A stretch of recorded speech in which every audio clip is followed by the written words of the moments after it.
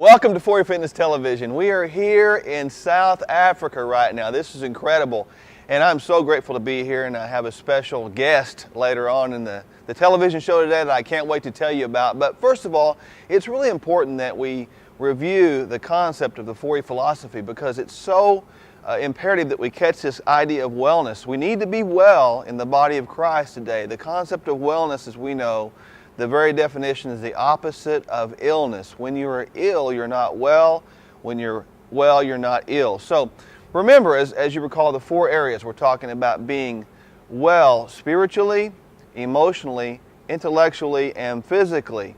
And as we develop those four areas, as we work in all those four areas every day, remembering that we want to experience true peace by the daily renewal of ourselves, physically, spiritually, emotionally, and intellectually. As we go through this time, as we develop those four areas, it's important that we understand something occurs out of that development. That very occurrence is something called influence. Now, influence is something that we really don't think about too much, but influence is something we really should consider very heavily because the word influence ties really directly with those four areas. And today, we're going to tie the word influence to the first area of the intellectual influence we have on people and the emotional influence we have on people. So follow me, if you will, the concept of influence as it refers to the intellectual area. Everything we do, everything we say, everything we are in life is observed by somebody. Somebody is always watching.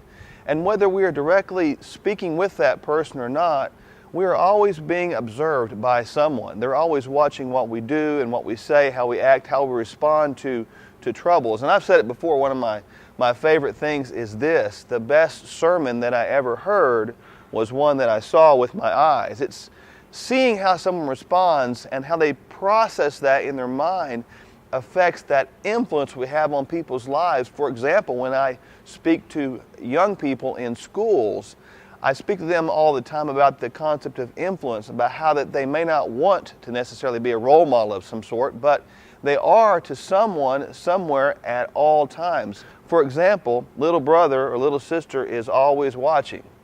Even sometimes the teachers are always watching the students, and you out there are being observed by someone all the time. What you do in the grocery store, what you do in your workplace, what you do in your family situations, what you do in your neighborhood. Somebody's always watching, and you're always having an influence on someone. So it's important, as we understand this concept of influence, to really get the important factor of that we can be a good influence or we can be a bad influence. And no matter what we do, we're influencing somebody intellectually all the time. As they perceive with their mind what we're doing, they form an opinion of what's going on, and they sometimes respond accordingly, whether good or bad. The other way that I want to refer to the word influence is something about emotionally.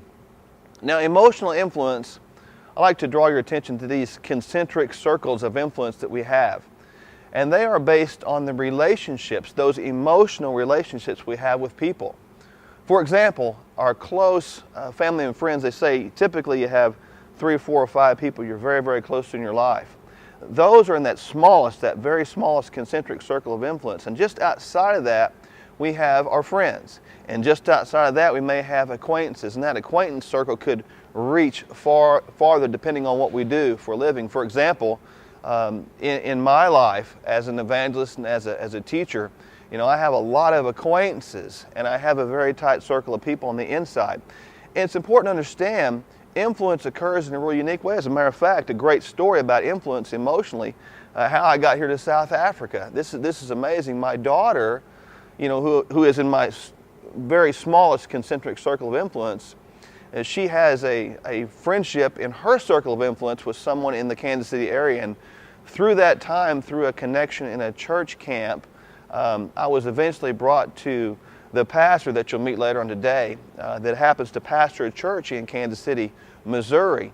And that connection through those concentric or emotional relationships formed the bond and formed the influence that we could be right here today. So the whole idea of influence is not just about influencing something from a small part, it's about influencing the entire world.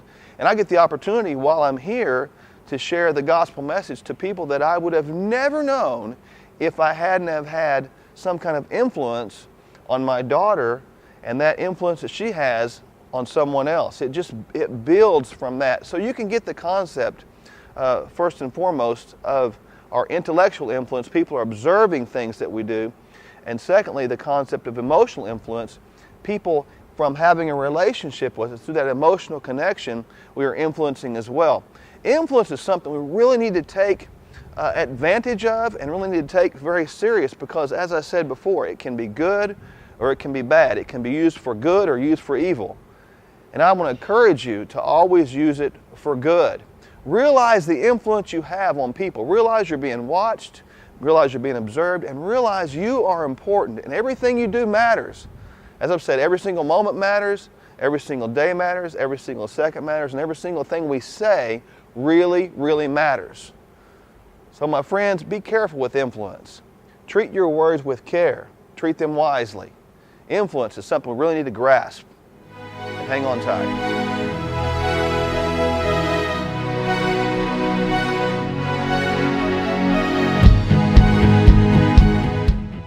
Okay, I want to take a few minutes to introduce a friend of mine. This is Pastor Vijan Ramdani. He's originally from right here, but I'll let you tell a little bit about the story. Pastor Vijan, thanks for being with me. I really appreciate this. Thank you so much for We're having in your home country. Oh yeah. And you grew up here. That's right. And you had a really unique upbringing here, I understand. Why don't you tell me about that? You know, I grew up in a city named Welbida. That's not too far away from me. It's about 45 minutes away. I grew up in a tin house. We had no water, no electricity. But it was home. No, wait a minute. You said a tin house. Oh yeah. Okay, kind of elaborate on that a little bit. Well, in America we're used to the galvanized metal. Well, the house was made out of galvanized metal. And every now and again you'd find a 2x4 or 4x4 connected, not in any kind of sequence or anything like that. And all the metal was just attached to it, and that's where we lived. So you had the pieces of 2x4 and then the metal just nailed to that. Yep. Okay, so I'm picturing this house, and I'm assuming it's not sealed all the way to the floors or the ceiling? No, it's not. Our floors were made out of concrete, and it wasn't even. It was kind of all messed up, and the tin would never meet the floors, so there were holes at the bottom, and snakes would get in, and bugs would get in. The ceiling was made out of galvanized metal as well. Obviously, would rust over a period of time. Water would get in. What did you do when water came in? We used a little bucket. Just place it under that particular pot, so we'll have buckets all over the house. Wow. So you didn't live with the modern conveniences that we assume a lot of people live in today, right? Okay, what about, so you stayed there with your family. A lot of people? Had all my family members, my father's brothers, all had a little part of the house. It was an 8-room house, but they all had little sections, and we had 2 rooms to ourselves for our family. We had a bedroom and a kitchen, that was it. Wow. So when you say you had a little room, was it like, I'm picturing dividers between the walls made of metal as well? Yes. Wow. Okay, bathroom facilities.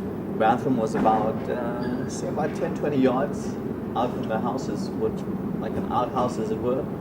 For water, we'd have to walk about a half a mile down the road with 5-gallon buckets on each side and fill it up with water and carry it, that was our drinking water. We'd collect rainwater for a bath.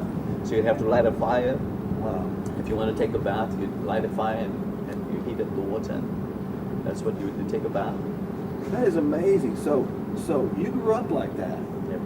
And at some point in time, you were telling me, and it was fascinating, that hey, your mother wanted a better life for you, and she sent you somewhere. Now, where did she send you?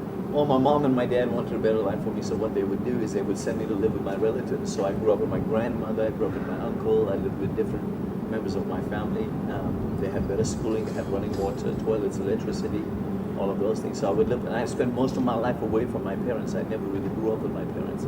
I just spent a few years with them, most of my life away from them. And you spent time with your uncle? That's right, my uncle.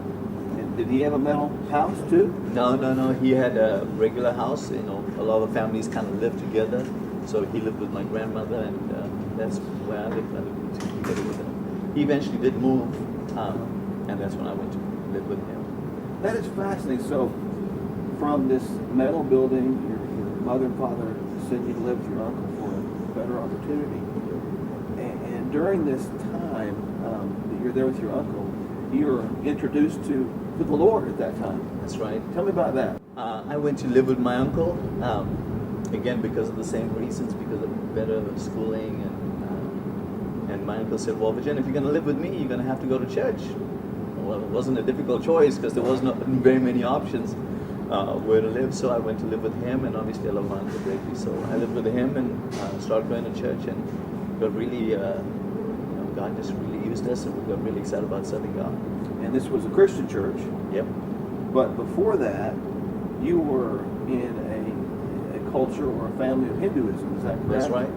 My mom and dad served, were Hindus, or most of my families were Hindus. I have priests in my home. I have people that used to walk on fire, pull chariots on their back, do all kinds of those things. And so there you are, come from Hinduism, introduced to serving God, the things of the Lord. And you're there with your uncle. He's saying, go to church with me. You're going to live by my rules in my house. Yeah, I mean, yeah. You respected him, which I appreciate that. That's right. And so during that time, you begin to grow up with your uncle and grow up in the church and God begin to work in your life. And at some point in time, you ended up going to Bible school. Is that right? That's right. That's right. And tell me about that. You were telling me earlier, I was finding it fascinating how you began to serve and how you began to get into the music ministry specifically. The church that I got saved at, we were part of the music, and we did everything because it was a little small church. But eventually I started going to Bible school, and I kind of moved to a larger church, and joined and played music with a lot of my friends. We were part of the worship team. We'd go to church, and about 3 o'clock in the afternoon, we'd take a bus. We did not have cars, vehicles. My friends and I were 14 years old, and I was about 16 or 17, 18 years old. We'd take a bus, which would be about a 45-minute drive, to the city. Once we get to the city, we had to walk to the church. We'd get there, and it was still early for practice, because practice would start around 7. So we'd go up the road and go to a KFC and buy us some chicken, and go down and buy us a bun that we would call a Chelsea bun, one of those things. And if we didn't have money, we'd eat that. And then basically go back to the church and practice, and kind of wait for everybody else to get there. And these were you and 2 of your friends, you said. Now, That's who, right. who are they? Marcel, one of my friends, one of my good friends, and the other one was Jazz. We used to get together and play. We had church early. And his name is Jazz. Well, his real name is Jezreel. We call him Jazz. I like that, being a music thing. And I've got to meet Marcel. What a great guy he is. Yeah. It's amazing to see what God's done in your life and in his during my time here. So there you are, walking to church, and after riding the taxi or the bus, and didn't have much money. You served God, and He began to work in your life. And you're at Bible school. Yep. How many years was Bible school? Bible school was 2 years. We'd go every day. While I was in Bible school started about 8:30 in the morning to about 12:30. So I never had a job. I did work a job where I worked really late at night from about 10 to I think it was from 10 till midnight. We also sold hot dogs on the street to make money so we could go to Bible school.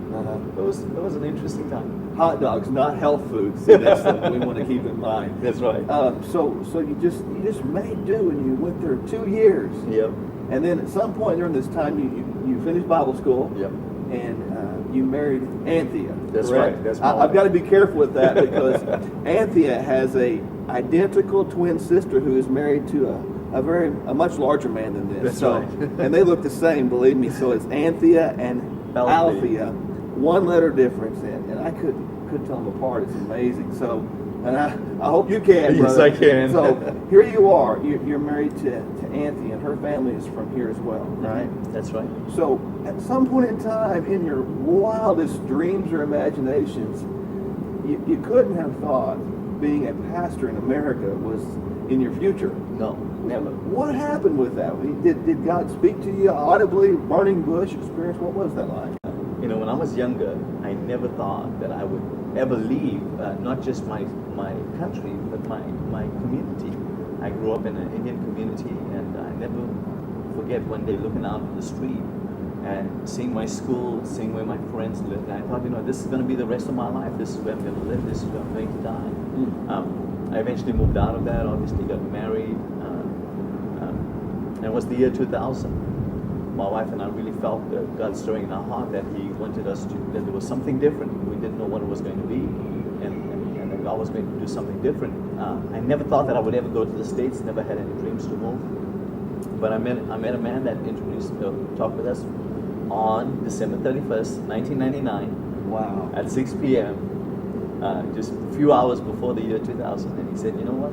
I'm from the States, and this is what I'm doing up there." And we just talked with him, and we moved up in 23 days. We moved up, sold, got rid of everything in our house. I just bought a new car. I had it for 2 weeks and returned it. You, obviously, because, not to be corny, but you couldn't drive the car across the ocean, right? I wish we could. Yeah, all right. That would have been nice. But no, we had to get rid of everything in 23 days. Visa, passport, which is almost an impossibility here. But we were in the States, flew into cold Wichita. The climate here is just gorgeous, by the Yes. way. And so there you are in the middle of America, North America. That's right. And it's just fascinating. You have two kids now, right? Yep. Levi and Samuel. Uh-huh. And now you are the senior pastor of a church in Kansas City. That's right. Why don't you tell a little bit about that church? You know, I knew that the Lord had called us into ministry, but we've always desired to serve in ministry. And it was about 2010, June. We had gone on vacation, and I was just praying and talking to the Lord about what He wanted us to do. Because culturally speaking, we're coming from a totally different country. We're in a foreign world, foreign land. We obviously miss our family and our friends, and obviously our culture and the excellent weather. But we're up there, and the Holy Spirit speaks to us, and He says, "I want you to start the church." And He gives us the name of the church, He gives us our logo, because a picture speaks 1,000 words.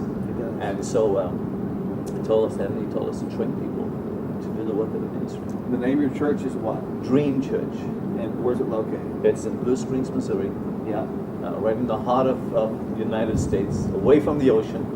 Well, I've been to your church, and I've been fortunate enough to come and serve under your ministry there. And it's a great church. You've got an incredible heart. And the whole concept of this show, and the reason I'm so honored to have you on, is because, we're talking about influence. And you would have never imagined that your influence would expand all across the globe. Yeah. And here we are, just because of circumstances of influence. I am back here and have the honor of serving you, and you're in turn coming back to some of the pastors and some of your friends that you've seen. And now we're able to speak God's word and see people set free and see them give their hearts to the Lord. I mean, I find this whole thing fascinating, and sometimes we don't really understand the concept of influence, do we? No, we don't. And how far it reaches. Well, I'm so grateful that you would be on the program today, and I'm so grateful, Pastor Vijay, that you would allow me to come and get to know you and serve with you here. And it's really been an honor. I want you to know that. Thank you. I'm grateful. And if you're in Blue Springs, Missouri, you really need to consider coming up and visiting Dream Church up there, because I tell you what, Pastor Vijay is the real deal. I've got to know him, and it's important you understand people are very, very honest, and Vijay's an honest guy. He loves God with all his heart, and I'm so excited to just be here in South Africa now.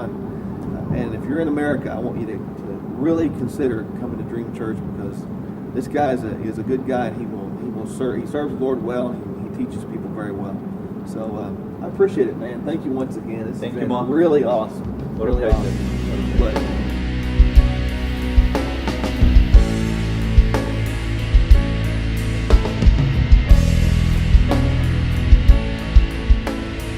All right, for our wellness tip of the day, it's important to understand, I brought in a person to demonstrate this for us, but it's important to get that every day, wherever we are, whether we're in a formal gymnasium setting or on the road or in a hotel room or even in our homes, there's things we can do on a daily basis to stabilize our core muscles in our lower body, because it's important to understand we need to be strong down here.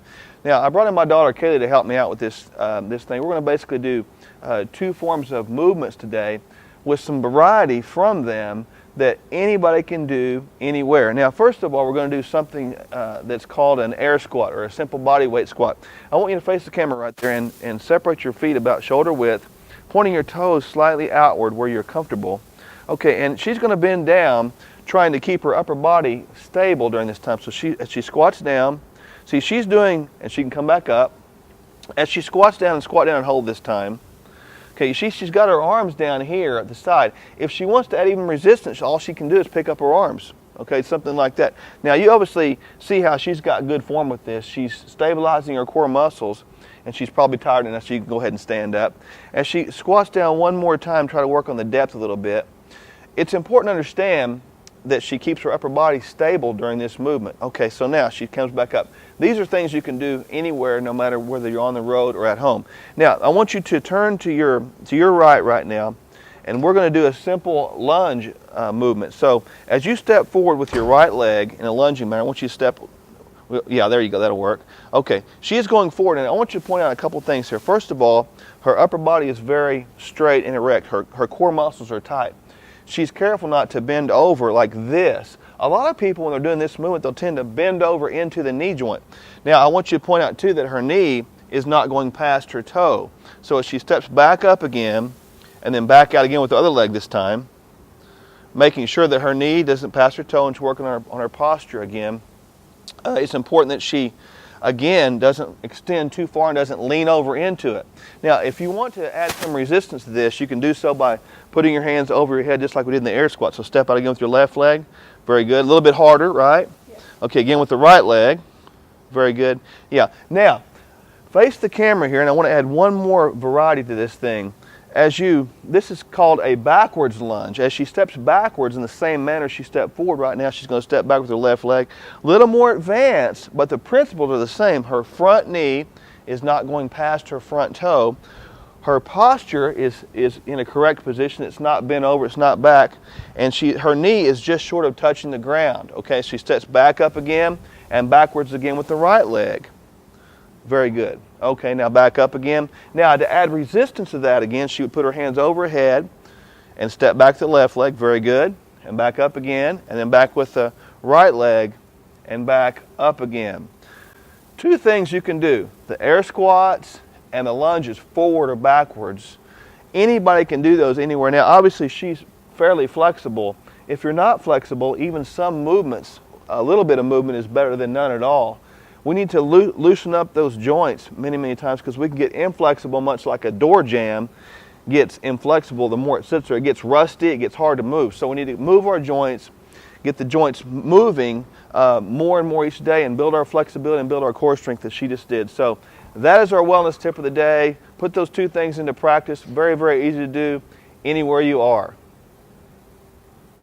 The wellness tip of the day you just saw is something that is also demonstrated on our DVD or activity DVDs that you see on our website there. There's some products on there, and all these products and DVDs are just simply tools that you can use to keep you well. And you know, as we talked about, you see the whole 4E philosophy, the concept of wellness. It's not about just working out. It's not about just eating right. It's about taking care of your total and entire self. There's a lot of articles and blogs on the website as well. I want you to go there and check that out. The information's there for you. Also, we'd love to come serve you sometime and tell you what we do. We love to do outreaches, love to do seminars, love to talk to churches and corporations about the idea of wellness and combating and defeating stress and getting out of wellness debt, something that we really, really need to take serious these days, because debt will kill you. But it's important you understand these are just tools that we have for you. They are not meant to be a standalone product. They're meant to put together. You know, sometimes in today's world we want to take little pieces and go with them too far. Little quick fix mentality things that we do, want it right now. But you know what? We're about a journey. It's important to get on the right path towards the right destination. I was talking about recently in church about knowing where you're going. It's important to know where you're going, and the only way I know to tell is if you're stopping off the right points and evaluating where you are at those particular stopping points, the resting points along the way. So keep in mind, this is a lifetime commitment. It's a lifestyle change. We want you to be well. We want you to be healthy. And thank you so much for joining us today. God bless you. And from South Africa, I wish you well.